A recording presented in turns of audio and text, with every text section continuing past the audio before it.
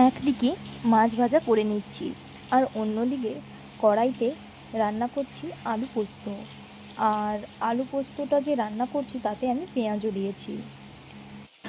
বিয়ের আগে বাড়িতে যখন রান্না করতাম একসাথে 3টে ওভেন জ্বালিয়ে রান্না করতাম, আর এখন 2টো ওভেন জ্বালিয়ে রান্না করতে মনে হচ্ছে রান্নাটা আমার অনেক স্লো হয়ে যাচ্ছে।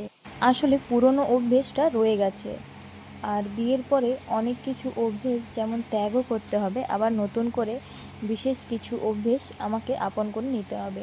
তো যাই হোক, কথা বলতে বলতে দেখলাম মাছটা কিন্তু অনেকটাই ভাজা হয়ে এসেছে, আর তার সাথে সাথে এই দিকে আলুটাও কিন্তু ভাজা হয়ে এসেছে। সব মশলা করাই আছে, মাছটা ঝাল করব আর আলু পোস্তর জন্য পোস্তটা বাটা আছে। এখন ঝটপট রান্নাটা করি, কারণ একটু পরেই ও আবার খেয়ে অফিসে বেরোবে। তো আজকের জন্য এইটুকু, দেখা হবে পরের কোনো ভিডিওতে। সকলে খুব ভালো থেকো।